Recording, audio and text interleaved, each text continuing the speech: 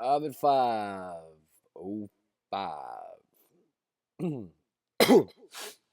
Now the games don't start until 7:30 tonight, guys. So we're gonna have time to really talk and chat it up and get into maybe questions about what it is I do, how it is I do it, strategies I use for winning. We'll jump into the player questions later. What up? What up? But I'm thinking this is a good opportunity to really get into game theory and stuff like that. So I never know why this doesn't show me accurately how many people are watching. It doesn't update. It's so annoying. So annoying. So let's start off with the testimonials, guys. Did I help anybody win some money yesterday? Yeah, tonight's slate sucks, but someone's still gonna win. A team is gonna get assembled and it's gonna take down a tournament. So yesterday I was at the Houston game. It was great, guys. I don't know if you saw. Yeah, Beal was a rough one. Sorry, I thought Beal would do well, but can't get them all right. You got to pick and choose. My sleeper picks usually are. It's my sleepers are usually good. I've been noticing what it is I've been tweeting out, and the sleepers usually are the ones that hit. I got some good stuff on Twitter saying that I helped this guy Brendan Plutchak, Brendan Plutchak. If you're listening, thanks for the picks yesterday, man. So helpful. Finally snapped my NBA cold streak. Looking forward to tonight's show. But I bet you're not here. You're looking so forward to it that you missed it. Tyler Springs, I'm live at. Oh, he's just liking my thing. Okay. So I was at the Houston game last night. I don't know if you'll even be able to see that. I put it on. Well, I guess I put it on DFS Masters. I was really close, and it was really cool. Waiters Galley Cantor's on my radar. Oh, technically everyone's on my radar, and we'll jump into the slate and all that kind of stuff in a little bit. I want to talk a little bit about how I had 325 points and didn't cash last night. Rough. Yeah, last night was a pretty high scoring night. So let me go into a couple things here. Who you pick is almost less important than who you don't pick. So I find that when I'm building my line, I'm trying to figure out a way to put this because I don't really plan this out. I just kind of I talk from the heart, what I'm thinking at that exact moment. When I build my lineups, I look at people and I ask myself, just like everyone does, what's this guy's ownership going to be? How high owned is he? And do I agree that he's going to score, X amount of points? You got to look at it like points. So on a night like tonight where there's only 4 games, I go, who are the high owned guys? Durant, Griffin, Westbrook. These are the guys that are going to have the bulk of the ownership because they're the studs. Now, when you look at that, the minute you don't take the guy at the high price value that underscores his projection, you're way ahead of the field. So I focus more time not necessarily caring about which high priced guy I pick every day or $9,000 guy or whatever. I focus more on avoiding. Now you might say that those things go hand in hand. Obviously, if you're picking someone, then that makes you avoid someone. But if you look at it from a standpoint of trying to dissect the guys that are supposed to do well and looking at each guy and trying to find a reason why they will do shittier than expected. So not, yeah, this guy should do good and I agree, and this guy should do good and I agree, and this guy should do good, but I'm picking this one and I'm going to not do this one and okay, blah, blah, blah. No. I'm saying you're on a jury. You're on the prosecution and there's a jury of people and you have to convince them that this guy sucks. So you've got to go in and find all that information, and once you start looking at all that information, the guy that you think sucks the most, even though none of them suck, that's the guy you avoid. So you need to be looking for narratives looking for situations that make you feel this guy is a mistake. This 67% owned guy tonight is a mistake, and I'm going to avoid that mistake. Once you avoid that mistake, almost anything else you do after that points you into the direction of a winning lineup. Because the minute you've avoided that, now you're in a completely different place than everybody else. Sometimes you'll have less money, sometimes you'll have more money. Automatically, your players are going to be different, unless you get two guys at the same price point. But if you don't go Russell Westbrook tonight because you think he's a mistake, and you buy someone at $8,000, your team is going to be different than someone that has Russell Westbrook. Got any questions? No questions. So that's kind of how I look at things. I also think that you guys that have friends that play fantasy should start putting all of your cash together and joining higher dollar GPPs, because if you're a cash game player, you can win or lose it at any level. It's just one lineup against whatever. But when you get into the GPPs, see, here's the thing. I'm not good enough, okay, to play a cash game and beat, these guys that are really, really good, in my opinion. I still don't consider myself really, really good at this. I don't.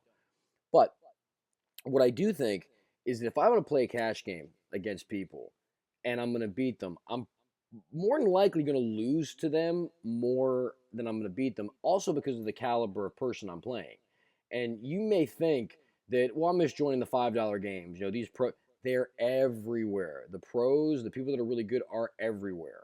You can't avoid them. Even when you take a name that's like someone that you go, I've never seen this name before, they're probably still really fucking good. So when you run one lineup, $101 lineups, $105 lineups, or whatever, if you're not good enough to beat 90% of those people 60 to 65% of the time, I say you're better off joining GPPs, and that's where I am.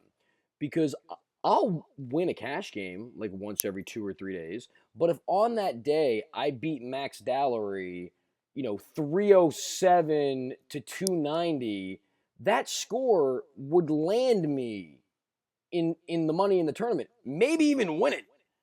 So because a lot of the scores you have to put up to beat these guys that you're playing at the cash games, they're usually top 20% in a tournament scores. And if you're playing a cash game, a heads up game, and that's the day where you score 340, you don't win any more money because you beat the guy 250 to 340. You just win the 100, the 1,000, the $5, whatever it is. That 340 is wasted because had it been over here, you would have won the tournament. So I'm like a 1 out of 3 guy. I can post 300 points, like once a week. So start, or like twice a week, maybe sometimes 3 times a week. But I can get between like 280 and 300 based on my numbers. I feel confident that I can get there at least twice a week. And those scores, 280, 300, 320, like in that range, that's a top 10 tournament finish if you're playing in the $1,000 tournament. It's like a top 20 finish if you're playing in the $300 tournament. So what was my score in the $300 entry? I don't know which night.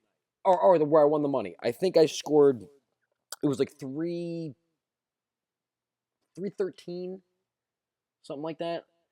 So if you think that you can score between 280, you figure out based on your numbers how often you can score 280 or higher. So you figure that out.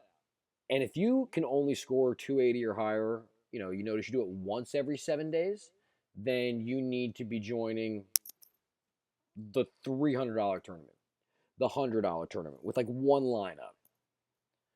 You can lose, for 6 days. 6 times 3 is 18. So $1,800 gone. And then if on day 7 you score 300 or better, you'll probably get that money back with the ability to win it all and take a huge chunk. If you can hit 300 or above 280 4 times a week, if that's your average, you should be joining the $1,000 tournament. Period. End of story.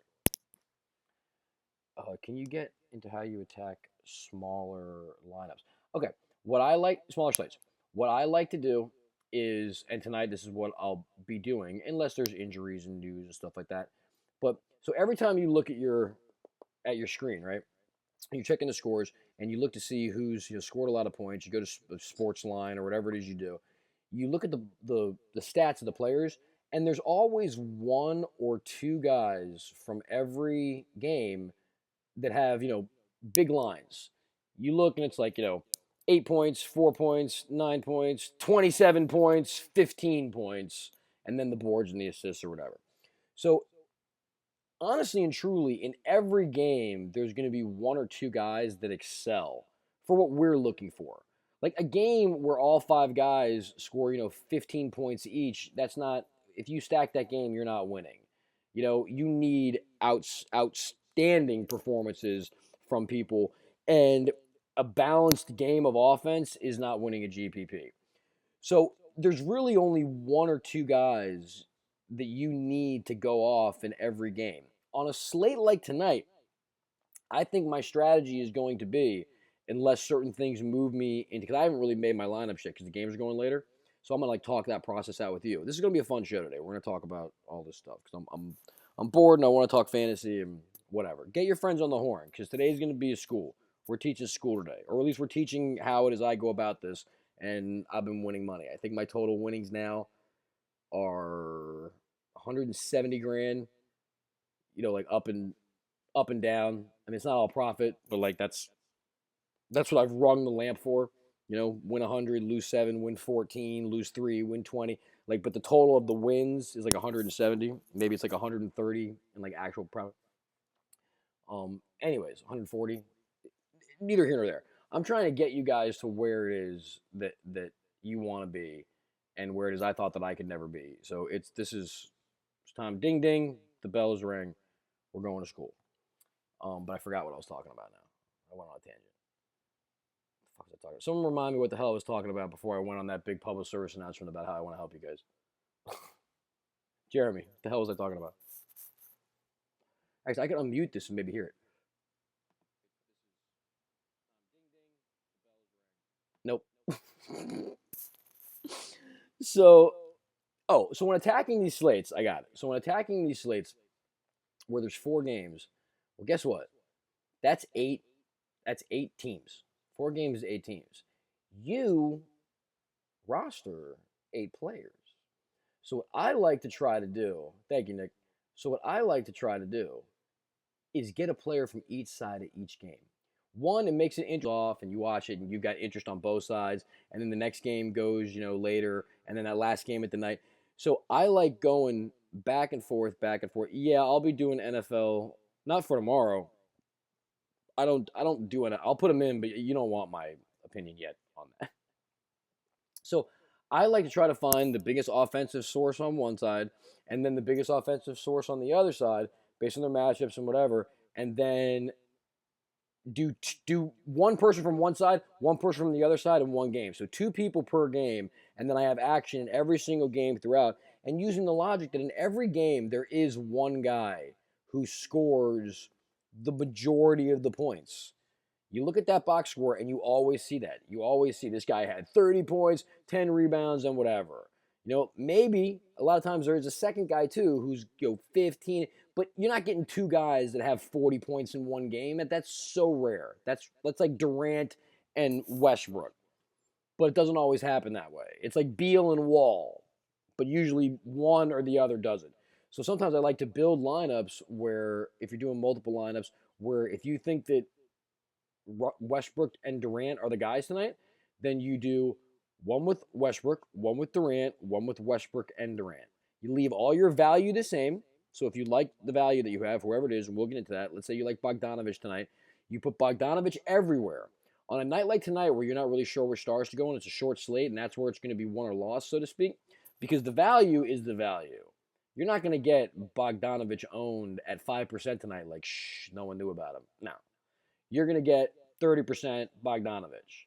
That's what you're going to see in your tournaments. And I'm not saying that means fade him. You should still probably start him, but that's not going to be the question, so to speak. Okay, all your value players, you sell out on them. So if you say I like Bogdanovich and you're making 3 lineups, guess what? Bogdanovich is in every single lineup. Where you're pivoting is between your combinations of 2 high dollar guys, in my opinion. And the way you do it is you do guy one, guy two, guy one and two. But you've got to leave that value the same. Because once you start getting into changing too many things, that's how the draft cheap went nuts last night. I was in that tournament. He was ahead of me, and he sold out on basically 5 core guys, and made in $1,000 tournament. He had 3 lineups. He had 5 core guys that were in all 3 of them, and then he changed one guy in one, so he kept the 7. Oh no! Did I just lose my?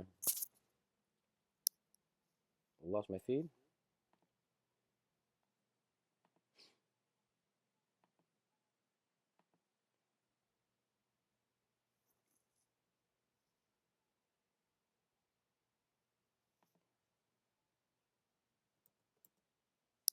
Shit. Hold on. Am I back up? Oh, you can still hear me even when we lost the audio. Okay, and we're back. Like sight. Okay, perfect. So, but when I went out, you guys could still hear me. Let's answer that question now, and then we can move on.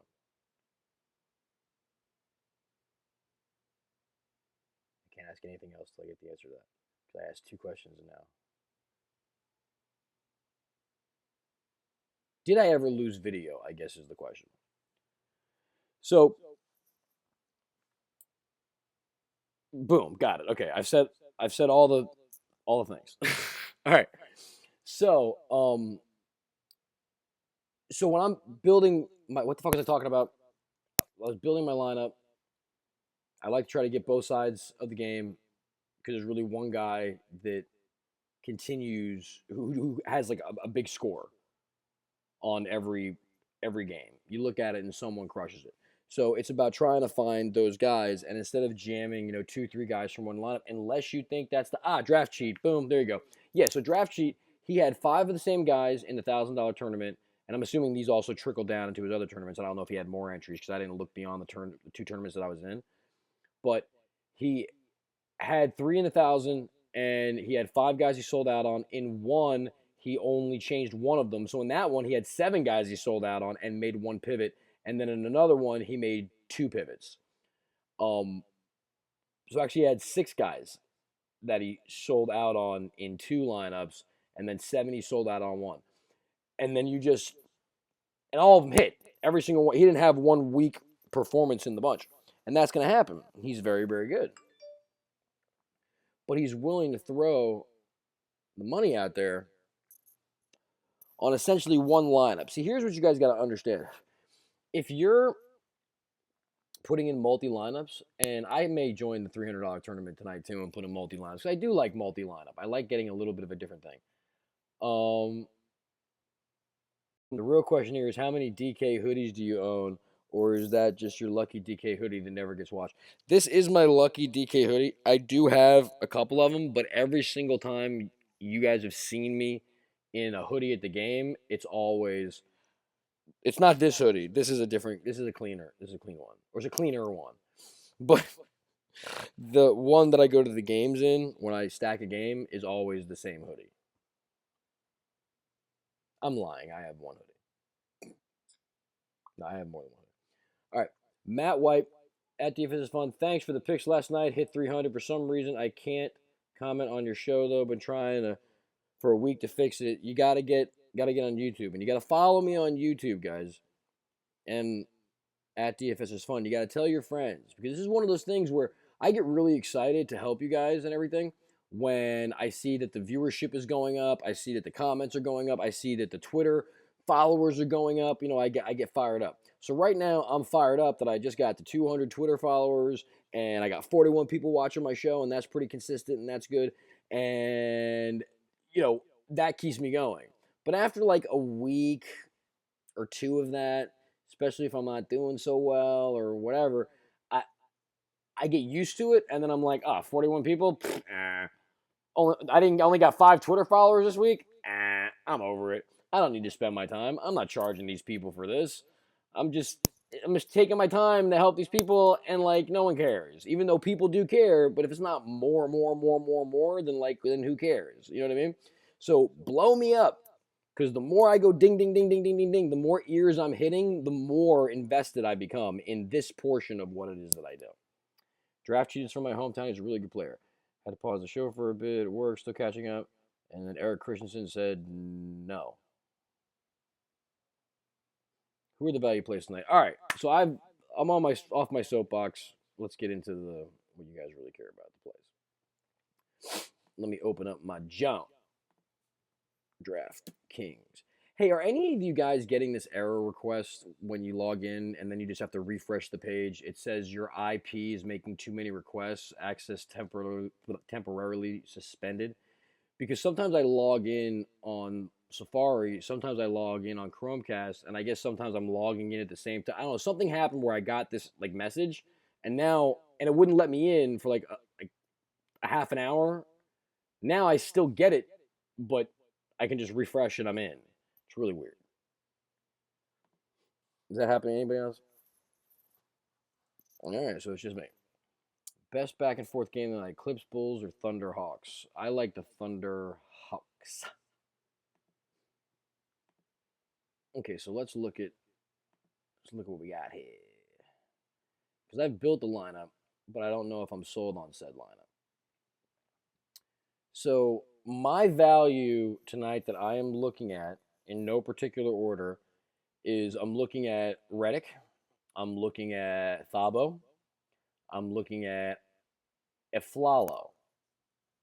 Eflalo has been quietly having these good games. He's a little hit or miss, but on a slate like this, I like some Eflalo tonight.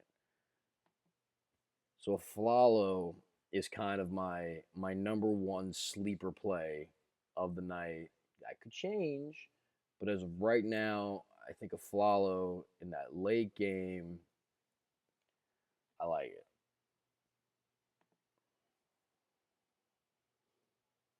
DraftKey Pete won 100K in the Playboy Mansion deal a little while ago. Yeah, he's good. Robin Lopez or no?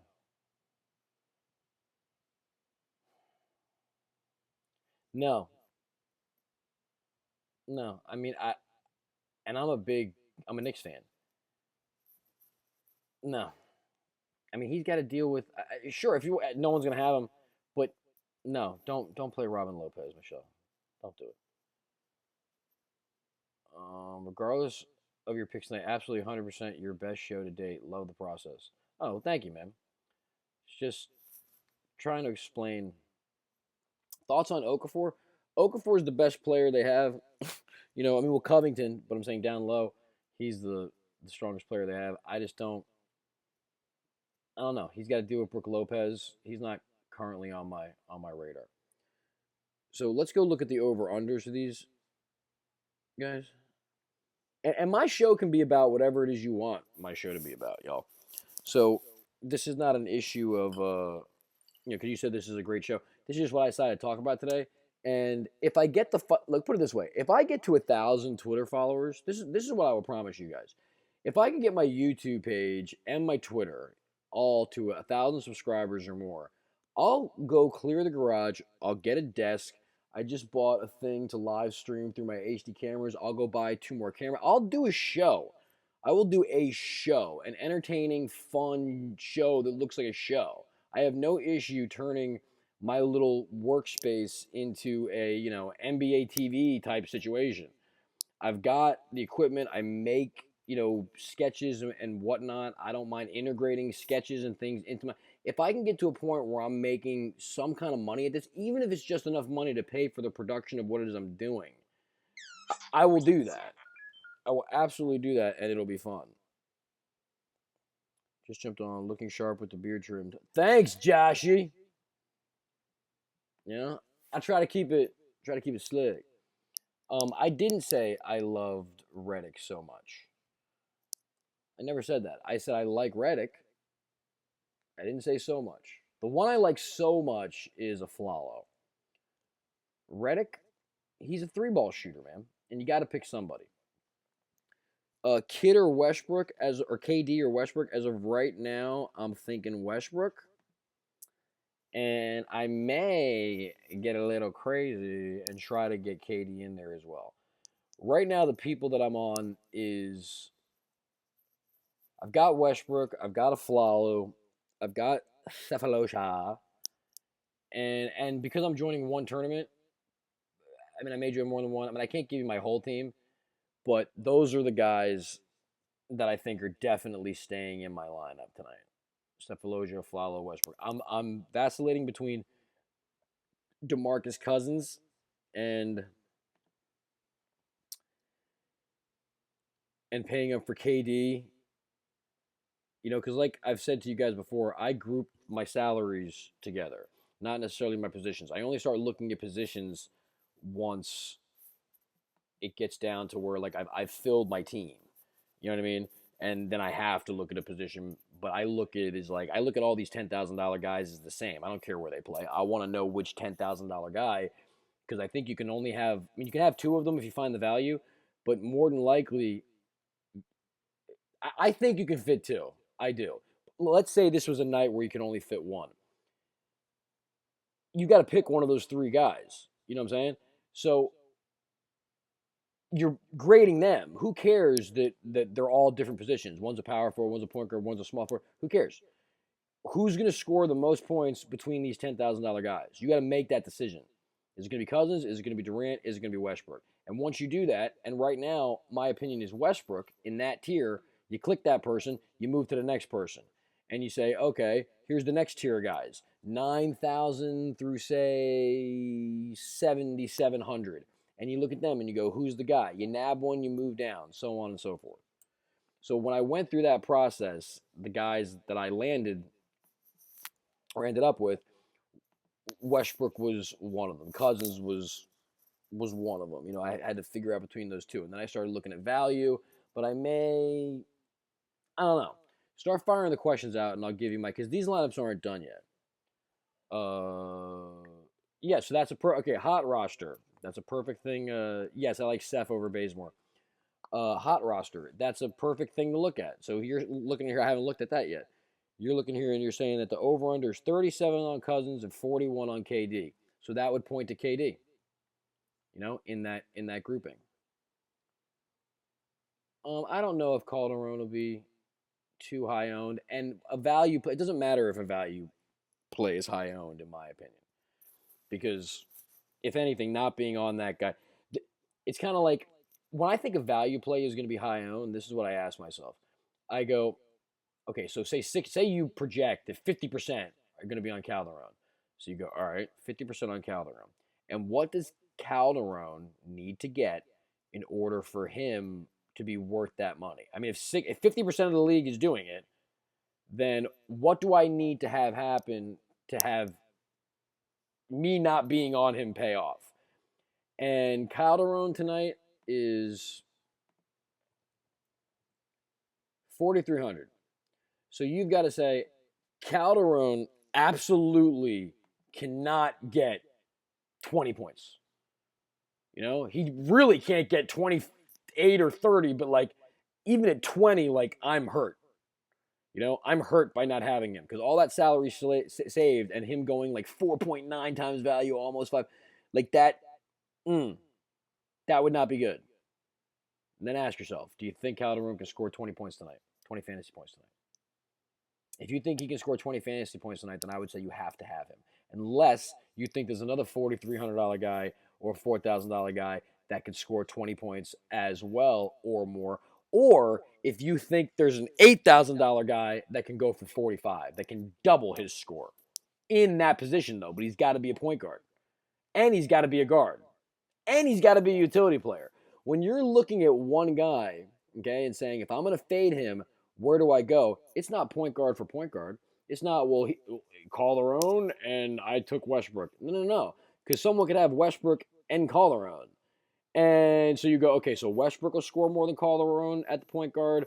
So and so will score more than him at the shooting guard, and I'm good. No, because somebody else could have him, and Calderon here. So you've got to find three positions. If you're fading Calderon, you've got to find three guys that fit into the spots where he could go that are going to either outplay him at that price point or are going to score on the sliding scale in the same way. So let's just make the numbers easy. We'll say $4,000 for Calderon, even though he's not, times 6, that's 24. If you got an $8,000 guy, you got to find an $8,000 guy that scores 48.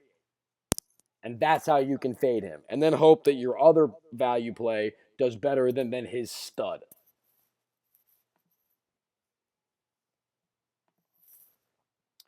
Any love for Collison? Not currently. Like I said, I'm just getting into it. Joe Johnson over under fantasy points 20. Huh? Thoughts on Jimmy Butler? I like Jimmy. I like Jimmy minutes pretty much every night. I just don't put him in my lineup a lot because there's other places to go. Just want to say, hearing your process on all of this is fucking awesome. I appreciate you breaking it out like that. This is just the way I think. It's just the way I think. I should tell you guys, some of my back. I've done a lot of, this is not gambling. Everything that I've ever done that is gambling, because I'm no stranger, poker, but I play poker. You win for a while, you lose, you win, you lose, whatever. I'm lifetime down playing poker. I'm lifetime down blackjack, lifetime down baccarat, lifetime down sports betting. All things that can be labeled as gambling, I'm a loser at. Like bad. It would make you sick if you knew. But this, after going through a process of losing, and learning and figuring out and thinking differently and how do I go about this? How do I attack this slate? How do I attack this pitcher? How do I attack blah, blah, blah? Now it's starting to pay off. And one of the biggest things that I've learned is you want to win. If you're not in this to win, then you're not going to win because GPP, cash games. If you're good at cash games, you can make money. I am not. I'm the kind of player that I've got to play my ability and my odds and my percentage that twice a week I'll hit 300. And if I do that and I'm in these tournaments, that will win me anywhere from 20 grand to like 5 grand. And depending on where I land, I can remain profitable for like a week's amount of time.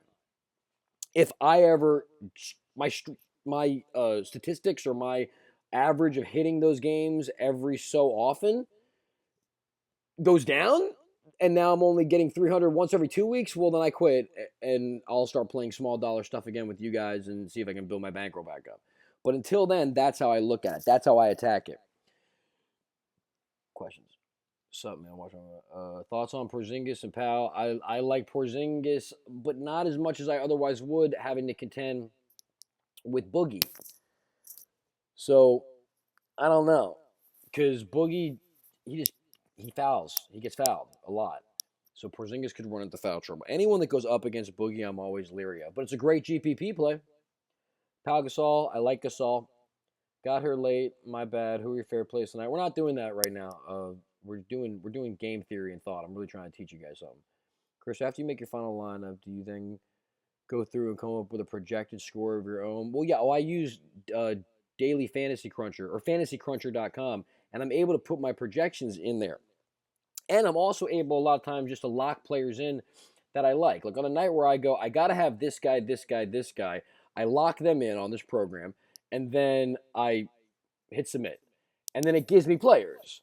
And then I look at them and I go, well, why does this guy like this player? Because he's got his own projections. And then I choose, do I agree? Do I disagree? Do I move that projection down? Do I take that projection up? Do I like someone so much that I want to adjust his projection and make his projection higher? So I go through and I do all that. And then I pretty much hit a button and plays come out.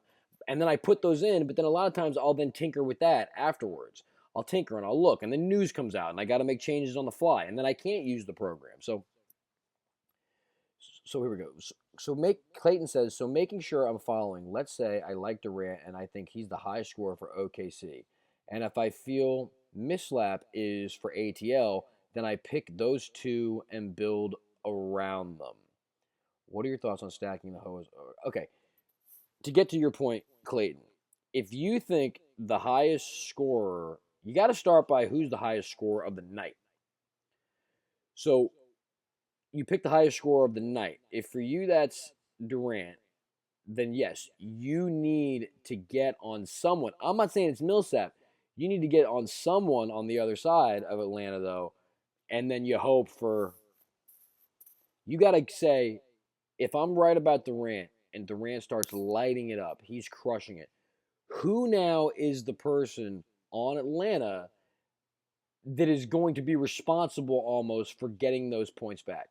If you project Durant having a 60-point fantasy night, he's going to score 35, double, he's going to crush it, right? Then who on the other side of the ball can keep up with him? Because if it's a blowout, right, he probably won't get to 60 fantasy points or whatever it is you may be projecting. So backups will be in whatever. The only way Durant gets to 60 is how. How does he do that? Well, automatically, I would think that Westbrook would have to not be as good. I don't think both of them can get to 60. 60, 45, 50, and 50. But if you're looking for a 60-point night, that directly would mean to me that Westbrook has got to do a little worse. And then, because it's not a blowout, because we also agree that Durant's not getting to 60 if they're winning by 20 points or something, which I don't think is going to happen, but I'm just working out the game script. So if Durant's the man, if Durant is the man at 50 points, then you can have Westbrook too. If in your mind Durant is the man at 60 or 65 points, something ridiculous, he's just going to slay it, then that immediately makes Westbrook less valuable based on your game script. And then, because we agree that he's not going to get there if it's a blowout, that means it's a close game. How does it stay close? How does Atlanta? Who's the person then that has to answer that? Is it Teague? Is it Korver shooting more threes? Who is it? Yeah, I don't like Porzingis tonight. I mean, I always like Porzingis, but he's got to deal with Boogie, so I don't like him. That was for Jason. What are your thoughts on stacking the highest over-under games of the night? Yeah, that's absolutely a thing, but I wouldn't do more than 2 from a side. Like last night, that's what I did. I was convinced that Harden was going to go nuts, so Harden was everywhere. And when the Brewer news came out, I got Brewer into as many lineups as I could. When the place I wasn't sure was Harden and Beal. So I made not Harden and Beal and Wall. So after I locked in Harden everywhere and locked in Brewer in like 2 out of the 3, or maybe I had him everywhere too, I then went Wall, another lineup I went Beal, and another lineup I went Wall Beal. Because when you're not sure, that's the way that you can. Thanks, Top Knox. Because when you're not sure, that is how you that's how you build a multi-lineup. You people that go in there and you build multiple lineups and you build them and you go, okay, well, I've got this, 8 guys that I like, and now I've got this completely different 8 guys that I like. Essentially, you're entering a lottery or whatever with a whole different stream of numbers. I don't know if you guys know anything about horse betting, and I hate to bring in betting things, because this is not a gambling game in my opinion. It's just not. But there are some parallels to certain things that feel a little like it. I guess the point being is when you're betting like the 3 pick, the pick 3 or whatever, you don't take like one horse and then a second horse and then a third horse and that's your bet, and then you put like a completely different horse and a completely different. You're essentially walking up to the table with one ticket. You're taking one shot. When you're building multiple lineups that are nothing like the other lineups that you're building, you may as well be building one lineup and going, I hope this is the lineup. The way you get variance is by going, no, it's this guy. It is this guy everywhere. It is this guy everywhere. It is this guy everywhere. The more guys you can feel confident about that this is the guy. Like if you were building one lineup, you'd have 100% exposure to all those guys. So if you're building 5 lineups, the only reason you should do that is if you're unsure about one person or 2 people or 3 people within that lineup. So if you really love guy 1, you put guy 1 in all 10 of your lineups. If you love guy 2, you put guy 2 in all 10 of your lineups. If you're tentative on guy 3, you put guy 3 in 8 of those 10 lineups. But the majority of your lineups have got to be, I suggest pretend you're putting one lineup in and sell out on 5 dudes. And then make all your changes between the other 3. That's how you win. Any thoughts on Robertson? Trying to be different. Thoughts on Gay? I don't care what you do in your personal life. It's fine. No, I don't. I don't really like Gay tonight. Do I like Jordan at 7,100? I'm paying down at center. And I'm getting some nice things being said by you guys. I really appreciate it. Steven telling me that I'm the best DFS breakdown in the biz. See, I don't know if that's the case. I really appreciate that, but I really don't know. Those guys that are out there that are giving you the numbers and all that kind of stuff, I still think they're better than me. But this is my thought process because they can't win every night. Yeah, that's the worst thing you can do. S. Ryan Comcast, you cannot build a whole bunch of different and we just hit 50 people. Never had 50 people before. Woo! So yes, you want to make sure to build almost identical lineups. Like there have been nights where I like someone so good, I love them so much that I'll build 4 lineups with 7 people that are the same, and I'll just change one, one, one, one. I've got 4 shots now. Now, granted, I've got to be right about all 7, but if I nail all 7, I've got 7 live tickets. I've got 7 live parlays, whatever you want to look at it, that have one. And if any one of them hit, winner. Top notch. Information is the best commodity. Well, thank you, buddy. I appreciate that. I don't like Robertson, dude. I mean, you can be different, but Nicholas McAllister says, I like that strategy. It's something I seem to already be doing. I may bot use the same 5 exact. I may not use the same. I mean, no, it said bot. I didn't mess that up. You wrote bot, but I just figured out that you meant not. I may not use the same 5 exact player. There's always 2 to 3 guys that I have everywhere. Tonight it's Reddick for me. So if Reddick's your guy, boom, sell out. He's throughout all of them. They are, but I can be nice. Smirk. I don't know what that is in reference to, but sure.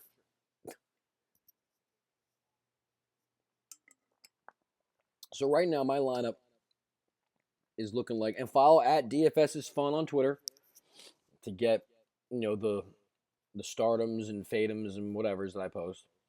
They usually go up around 750, so you got to be or 650. So I guess tonight that'll be like 720. Like as information, I try to give you guys like 10 minutes. If I'm really swamped, 5, but it'll come. I missed it one night because I got distracted. But Tiago Splitter is out on Thursday. That helps you guys information. So tonight I like Westbrook. I like Aflalo. He's probably going to be my all the way through guy. Well, all the way through guy. I'm only building. More than likely, I'm only going to build one lineup. I may build more than one. I don't know, but I'm looking at this as if I was building multiple lineups. Aflalo would be my value sellout. And then I like Westbrook. I like Cousins. I haven't really locked in yet on who I want. I like Cephalosha.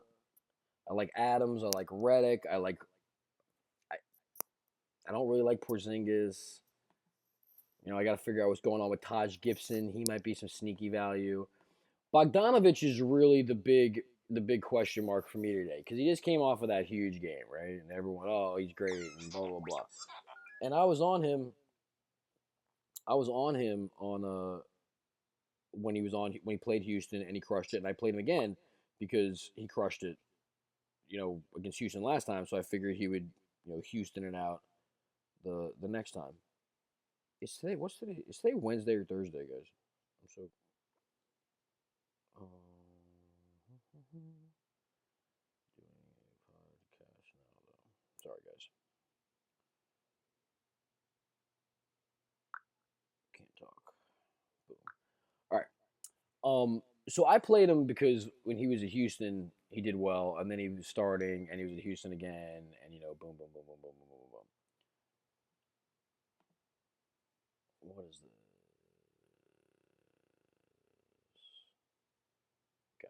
just got a message from one of my friends telling me something that I'm not going to get into right now.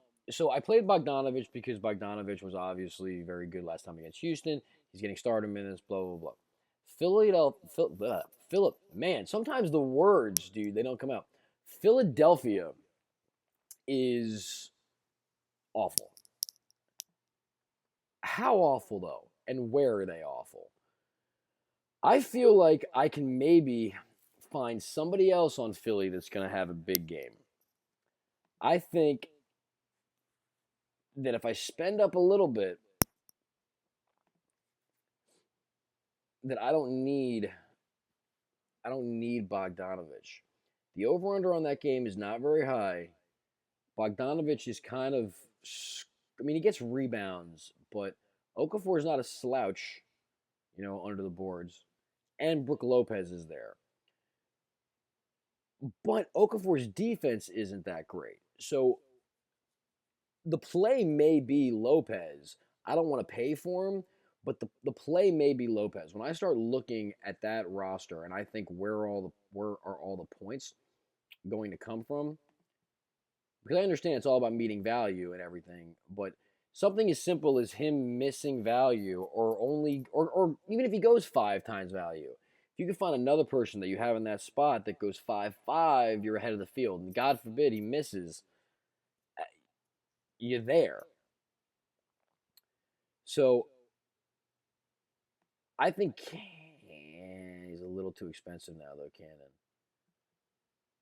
TJ McConnell is kind of interesting to me a little bit. A little bit blowout situation, little extra run. He's had these games 27, 31, 25. A little more expensive than Bogdanovich, but a little more consistent with his numbers. I mean, he has had a stinker of 20, but you could almost pencil him in, Cannon, that is, for 20 points, every night. TJ McConnell is the one I was talking about before. I meant Cannon. Now I'm talking about McConnell. Same kind of thing, man. He's in that 18, 20-point range. He'll have a stinker every now and again, but he's also got 35-point upside. It's happened. So you got to predict whether or not that Brooklyn game is going to be a blowout. And then you got guys like Thad. You got all these dudes that can really go off. So that's a game that I'm actually kind of struggling with currently. Caspi, I don't like Caspi. I don't play him. I just don't play him. He's good. I just don't play him. You said, any thoughts on Brook? Brook Lopez is, I feel like that's your high dollar center if you want to go there tonight. Powell or Brook Lopez? I'd rather have Lopez. Covington is the only offense they have, almost a sellout. Well, yeah, but we all know that Covington's got. I'm talking value. I'm trying to. I'm really not telling you that I love. You should really play Westbrook and Durant and Cousins and Covington. I'm trying to think differently. Derrick Rose, what's going on in Chicago? Clippers. Chris Paul, man. Do you think Chris Paul and Rose? You got to find the guys that are going to take the games over tonight. There's only 4 games. To me, on that team, Rose isn't the takeover the floor guy. Pau Gasol is, but he's got to deal with Blake and DeAndre. So Mirotic played better yesterday, and that messed me all up with that late news and everything. But Mirotic has been playing better, and he's taken the 3-pointers. And I also look for mean regression. That's another thing that I like, regression or progression, because he shot the last 3 games. He took 6 3-pointers, made 1. Took 7 3-pointers, made 1. Shot 6 3-pointers, made 2. Makes me feel like a 5 for 8 game's coming. 5 for 8 is on the horizon. Not here yet, but it's coming. Is tonight the night? You got to make that decision. Currently, Mirotic is not in my lineups because I don't know what the hell they're doing with Taj and this and that. I'm going to need more information. So Aflalo. So I just kind of wrap up my picks right now, and then I'll answer questions. I like Aflalo. I like Cephalosha. I like Westbrook. I don't know between Cousins and Durant, but you can go either way. I think Cousins is the sneakier play. So it's basically you got to ask yourself, do I think Cousins can outscore Durant? You got to make that decision. I think maybe he can, but the over under on that game, I believe, is lower than the other. I mean, that's do you want to pay up at center or do you want to dive down to like a Steven Adams or what have you? I like Reddick. So these are all the people. I'm not really looking at Millsap. I'm not looking at Chris Paul. I'm not looking at Rondo. I'm not looking at Griffin. Melo. Melo's a little interesting from a GPP standpoint. He had such a bad game yesterday. I mean, it was abysmal. And then it was a blowout, but he's rested. Yesterday it was almost like he didn't play. 26 minutes. So arrested Melo, someone's got to score on that team. And if Porzingis, I'm actually talking myself into Melo right now because if Porzingis has got to deal with Cousins and Cousins does his thing or Cousins gets Porzingis into foul trouble, right? Then the ball's got to be spread around. Who are their other shooters? Okay. Carmelo Anthony obviously had a terrible game yesterday. You can choose to believe that's a trend and that's going to continue going on, or you can go, you know what? He's a better player than that. It's the lowest he's scored in God knows how long. He's 7,600. Get him in your lineups. Sacramento's not stopping people from scoring points necessarily. Yeah, that might be someplace I gotta go, guys. Carmelo Anthony's interesting to me now. Why DraftKings is why is DraftKings why DraftKings FanDuel but not FanDuel? I learned on DraftKings when I found this. I found DraftKings. The scoring is a little bit different. The salaries are a little bit different. It's a different game. Horford, don't like Horford. Do you think Taj will get more minutes tonight? Because there is third game in 4 nights, and Powell might get like 25 minutes tops. That's a game script thing. Do you think that they're going to be ahead by like 10 or 11? That they're going to come out and get a lead, and then they can rest them for a little bit. They make their run back, and they bring them out, and they get it back up. Because if it's a competitive game all throughout, they're going to play. It's going to happen. I don't like Covington too much at his price point anymore. Yeah, I'm not on Covington tonight. No Melo love. I just gave some Melo love as I was thinking about it, and I'm thinking Melo might land in my lineup tonight, guys. The more and more I think about it, just because the upside is there, and I'm trying to get you know each side of every game tonight. So I got some decisions to make, boys. A couple decisions. But as I said, just to go through the names of the guys that I'm looking at Westbrook, I'm looking at Durant, I'm looking at Cousins. I'm not really looking at, and I'm not looking that hard at Durant. When I say Durant, I have to say that because he's obviously in play, but I'm really just looking at Cousins and Westbrook for me. Durant may squeak his way in there, but those are really the two. Those are the interesting matchups to me. And then Aflalo I really like, Reddick I really like, and then Sabo Adams. Porzingis is still kind of in the conversation, but I don't think I'll go there because of Boogie. Pau Gasol, yeah, but I think I'm paying down at center. That's what I think I'm going to do. You could go mid tier and you could grab like Okafor. I'm not going to, but you could grab Okafor if you think that Covington's not going to get it done. Someone's got to score.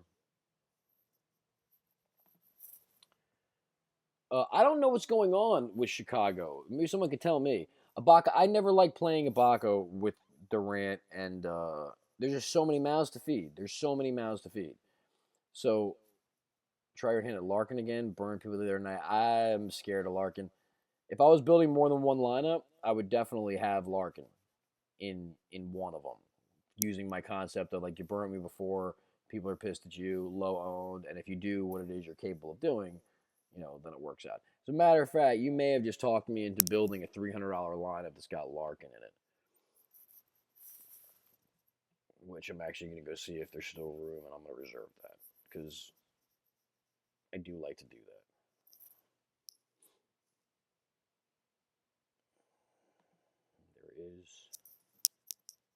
There is a spot.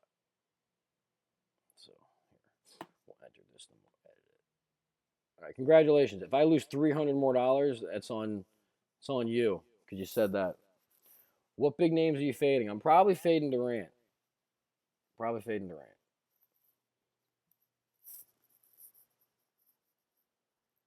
Noel or Gibson? I have no idea. Oh, that's Nerlens Noel or Gibson. Well, Nerlens Noel because he's probably starting. Gibson, I don't know what his deal is. I don't know. Is he starting? Is he that whole situation with Gibson is supposed to come in for Mirotic, and then Mirotic was out, and then he was in, and then he was out. The whole thing was just so I'm trying not to look there because I don't want to get into a situation later where sometimes if there's something weird going on, even if I like a guy, if I know that I'm not going to be able to deal with the situation when it breaks, like there's no way for me to get. I've got 9 lineups and I can't possibly get them in or whatever. Or I'm in the car, I'm on my way to the game. Like yesterday was like that. I wish I would have avoided all that. I wish the minute of the moment that I heard anything about Mirotic that I would have just got him out of all my lineups and been done with it and been like, this is what I'm doing and I don't care. I wish I was never even looking there. But because I had to then change this guy and put this guy and move this guy. And now I can get him. And then there was Corey Brewer news. Shit, gotta get Brewer in. It was a nightmare. So if I can help it, I like to try to avoid anything that's going to be like last minute, whatever. So I'm not really obviously I'm fading people. I think, but I don't know yet. I don't want to tell you I'm fading Durant and then have it be like, you said you were fading Durant, and then Durant ends up in all my lineups. I'm still researching, but I'm telling you the people that I like. Top center for me tonight. Well, for me, it's someone down there. It's Cantor. It's Adams. It's Kufis. Coming off the bench, But the top play of the night, I think, if you don't care about money, I think is Brook Lopez. What about Wesley Johnson? He's been putting up solid points off the bench. And with the back-to-back for the Clippers, he should see where minutes tonight. If that's your game script, run with it. I'm not looking at him right now, but if that's your game script, run. Why Adams? Cheap. Cheap. Gets run. You know?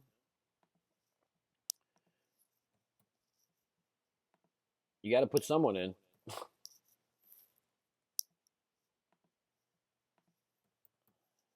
I'm trying to bring him up on here.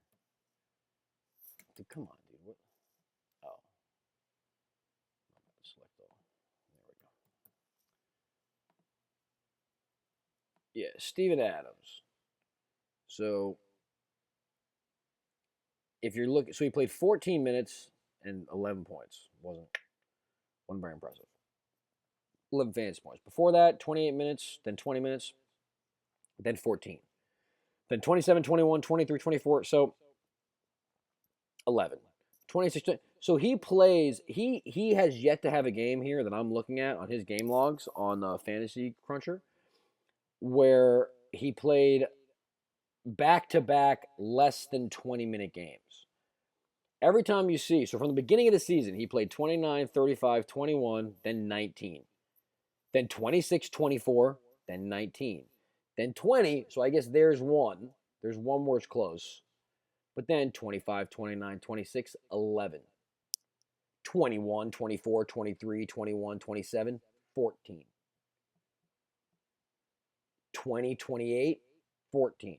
So I'm guessing because we're in the teens that we're going to, if you're just looking at a pattern or how they're resting their guys or whatever it is they're doing, he's been playing more minutes.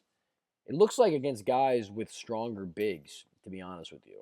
Because it was against Detroit, it was against Sacramento, it was against Miami. Low minutes get. It's like when they had to go big. If they have an impressive big, then he's been playing the minutes. It looks like that's so. Atlanta. I mean, last time he played Atlanta, they shut him down. He played 14 minutes against Atlanta. Huh. Huh. I may have to get off of him. See, you learn things as you look at it. Any thoughts on Macklemore, Jimmy Butler, and Melo? Put Melo in, Rye. Fuck it, go for it. I like Butler better than Melo, but I don't think anyone's gonna be on Melo. So Jimmy Butler, Cash, Melo, GPP. Everything I do though is GPP. That's my thinking. Doesn't get the minutes. He might. He might.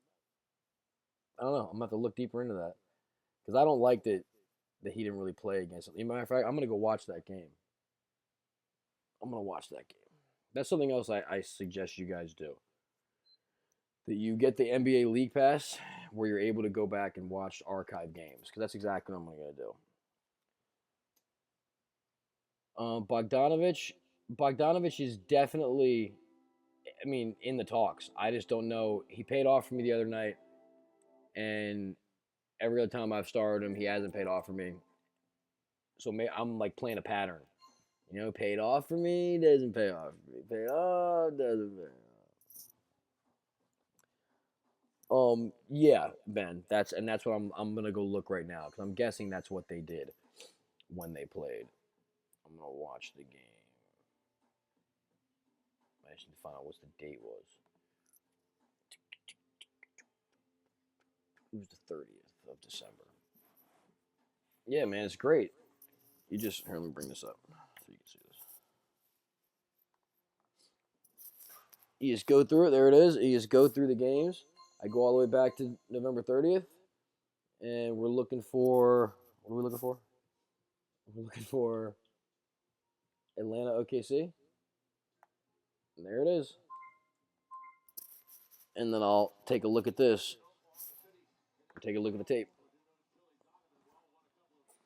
Look at the tail of the tape. It's one of the most important things in the world. Getting your eyes on these games is vital. So we'll see. We'll see how these guys played.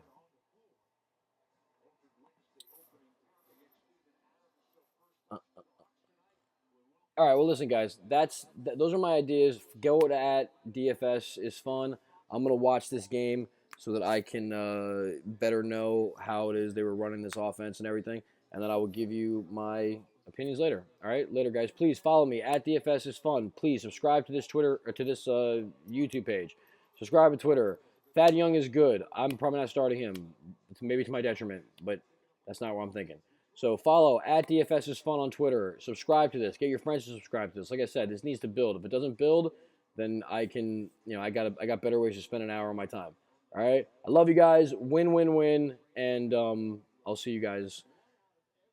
Is it Thursday? I will see you guys. It is Thursday. I will see you guys tomorrow. Not the weekend. This time I'm not doing it on the weekend.